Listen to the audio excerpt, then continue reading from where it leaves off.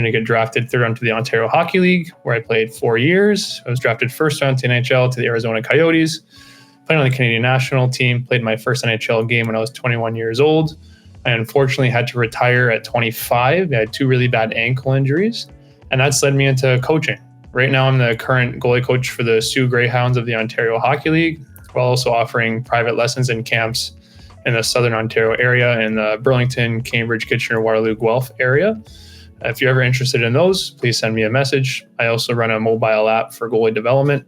Essentially, it gives you NHL goalie training in the palm of your hands. The app is called Netminder, Netmindr.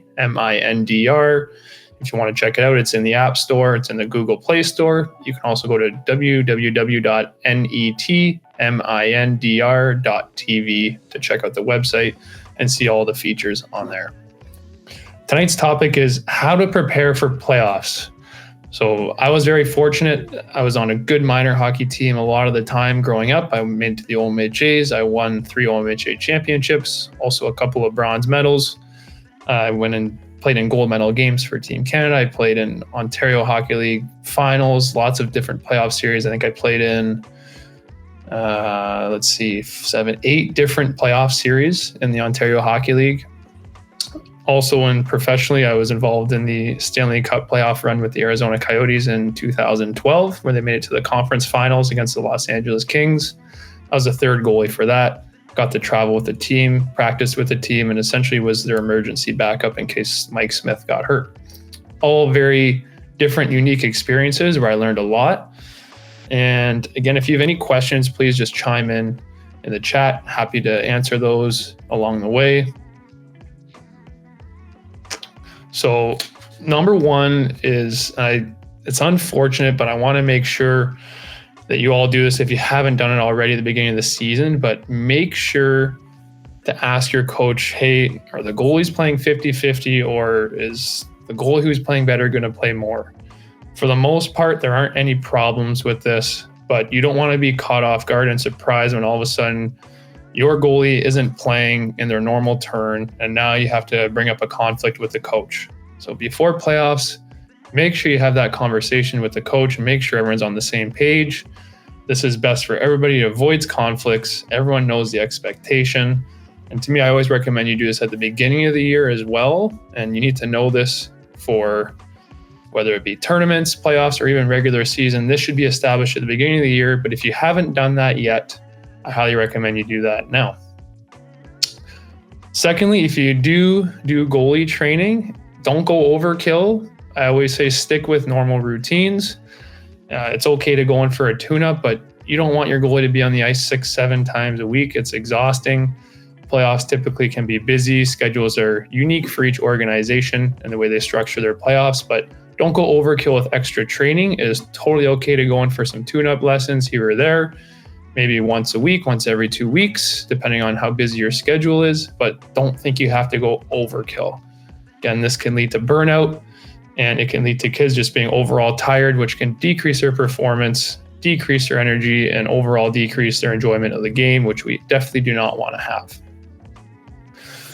Moving on to our next topic, and I mentioned it briefly already, but it's routine. So athletes are not always, but they're typically routine oriented. For example, how a goalie may pack their bag, or what they do on the car ride leading up to a game, or what they may do before a game in terms of their warm-up. And the biggest thing I always emphasize with parents is just because it's playoffs, nothing really needs to change. It's still just a normal hockey game. The stakes are just a little bit higher. There may be some elimination involved, but you don't actually have to change what your goalie is doing to succeed. Meaning, you don't want to overemphasize things like, hey, you better do your warm-up before your game because this is a big game. So now you're going to add stress and anxiety to your goalie, and especially the younger kids and even early teens, mid-teens. They don't need that extra pressure. They know it's a playoff game. They understand. And when you talk like that and when you kind of force them into something, hey, you have to do your warm-up today to play well, now you're giving them some stress and anxiety, but you're also feeding them some subconscious cues where if they don't do their warm-up, well, they're not going to play well, and that's not true.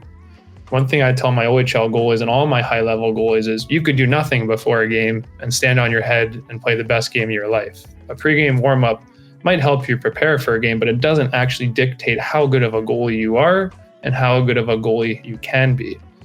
So I always strive for just consistency. Don't change what you've done during the season.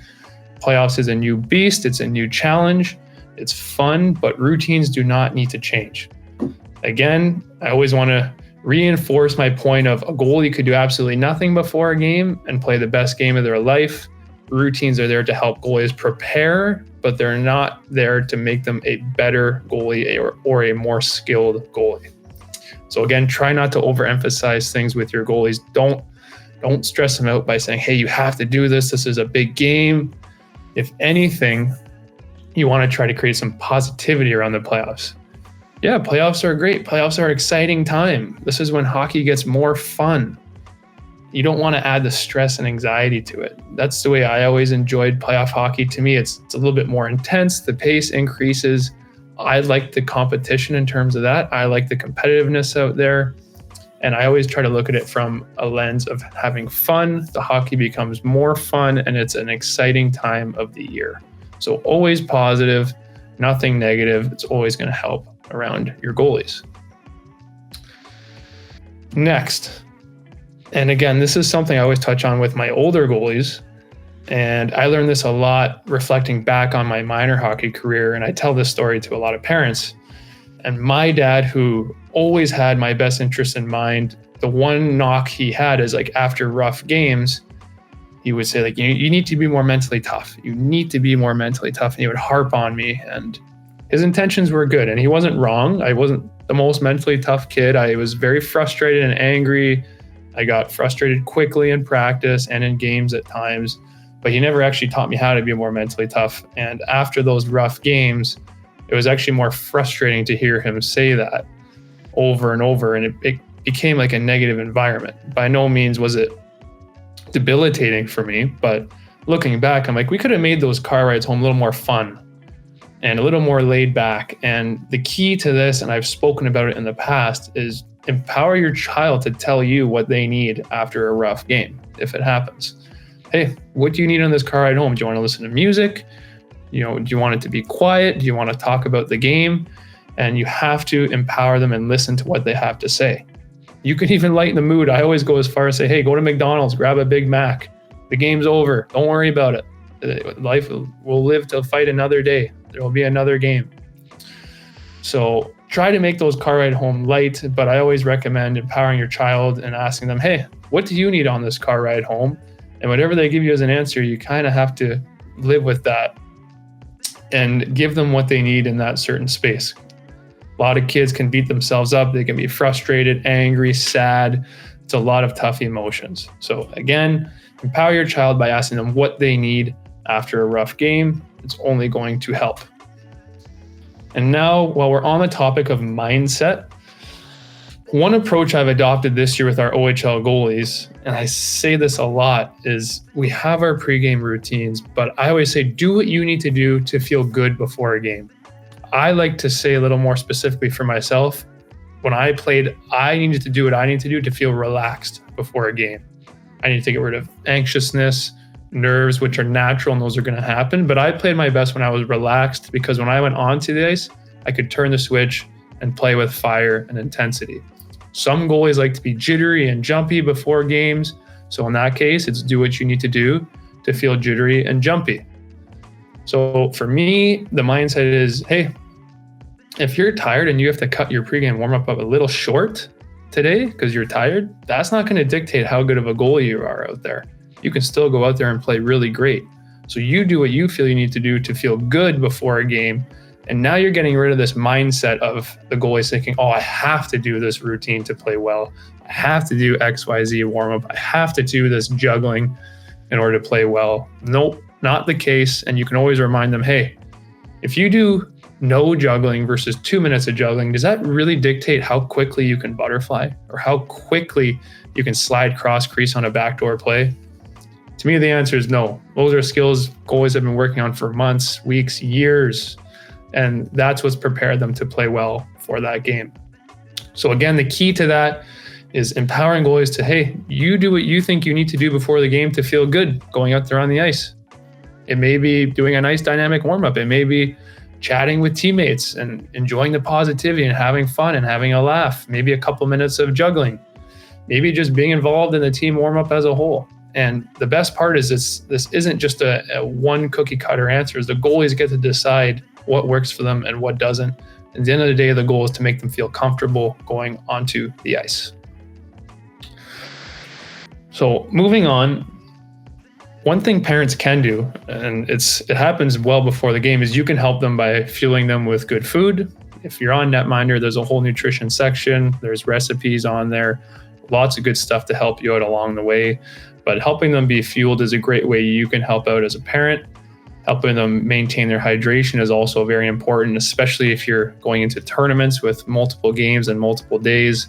That's where this stuff is really, really important. And that's where you can lend a helping hand. So I always recommend good nutrition, good snacks, making sure the kids are fueled leading up to their playoff games. It's only going to help. Hydration is huge as well. And another thing, leading up to games, the car ride. So sure, it's playoffs. Sure, it's a different time of the year.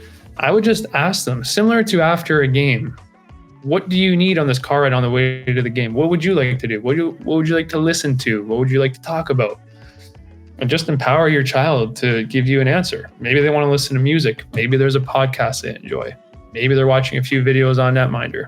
Maybe they just want to relax, do their own thing. Maybe they want to talk about hockey. But I always find from all the feedback I've gotten from parents who I tell this to is ask your child, what do you need? What do you need in this car ride to feel good about going to the rink? Odds are is they'll have an answer for you. And if not, maybe suggest a couple of ideas. Keep them positive. Again, they don't have to be hockey related. They don't have to be thinking about the game and the car ride. It's not going to dictate how good of a goalie they can be. Maybe it's, hey, do you want to listen to this type of music, this podcast? Do you want to watch a show? Whatever floats their boat, you would know best. But that's what you need to do if they don't have an answer for that question. So a couple more quick points. And again, this is more revolved around what happens if you don't get the result you want, and some verbal cues you can tell your goalies. And again, after tough games, you should always ask, hey, do you want to talk about the game? And if they say no, you have to listen to that. You have to respect it, and you have to let that game go, let it be. The 24-hour rule is always best. The next day, usually the goalie's moods are more neutralized, back to normal, and they can talk about the game from a neutral perspective instead of in a sad, angry mind state that they may be in, frustrated mindset after a tough loss. So some common cues you can remind them of, it's like, hey, in one game, like, have you lost skill overnight? No. You've worked, like I said, for weeks, months, years to build up your skills as a goalie. Just because you had one game where the results were not exactly what you wanted, it doesn't mean you've all of a sudden become a goalie that can't stop the puck or a goalie that's lost skill. No. And the one big thing I tell my OHL goalies is typically the difference between a good game and an average game or even a poor game is just a few very small mistakes. So typically if goalies clean up 2 to 4 mistakes a game, that could go from a 5 to 7 goals against down to a 2 to 4 goals against. It's just these little mistakes, and those mistakes usually aren't big deals. They're just very small, very minor. It doesn't mean there's anything catastrophically wrong with the goalie's game. So make sure we can reinforce those points. Say, hey, yeah, we're going to have tough games. It doesn't mean you're any less of a goalie. Remind yourselves of, hey, you were great the last time you had a poor game. You bounced back. You were really good. And you were able to come back, have a great game, because at the end of the day, you've been working really hard all season long to set yourself up to play well and to make good saves. Always keeping the positivity going. Again, remember, playoffs is an exciting time of the year. We want to make it fun. Try not to overemphasize the pressure, the stress, what's at stake, winning championships. That's all great. And I'll never forget my coach in minor hockey, I think I was 14 years old. AAA, we had a hockey tournament, and we were a good team, but we weren't a great team. We were an underdog going into that tournament, and we scraped our way into the finals. And one of the most alleviating things my coach said to me is like, hey, you've had such a good tournament. He's like, I just want you to go out there and play. And he's like, I have no expectations. If we win, that's a bonus. I'll never forget it. I remember it vividly. He's like, if we win, that's a bonus. And I went out there and the team went out there and we won that game 1-0. I played incredible. The team was great. And we had a great time celebrating that win. But I just remember him saying, hey, anything from here on is a bonus. And that just, for some reason, it made me calm. It made me relaxed. I don't know why, but the way I internalized is like, yeah, we've done really well to get here and we're going to go and play our best and we'll see what happens. We're either going to win or we're going to lose, but no matter what, I'm going to do my best. And I'm going to feel good after the game that I did my best. So looking at everything full circle, each and every one of you are in a different situation, whether you're on a great team, an average team, or a poor team. It brings different unique challenges all along the way. Make sure your goalies aren't taking opponents too lightly. And again, you don't need to be hard on your goalie, but say, hey, you might not be playing the strongest team tonight, but they still have good forwards that can shoot the puck well. They can still score. It's no different in the Ontario Hockey League. We have last place teams that have first round NHL draft picks on them. They can still execute good plays. They can still score goals. We have to respect those opponents. And I always go back to this one statement, and it's approach every team the same. It doesn't matter where they are in the standings, whether it's the best team in the country or a bottom team in your league. You have to approach every game the same with the same mindset, because at the end of the day, goaltending is about consistency and it's doing the same things well, day in, day out, while having fun. And to me, consistency revolves around mindset and having a consistent mindset. And if goaltenders can treat every game the same, then typically results will be good, positive, and you get consistent performances night in and night out.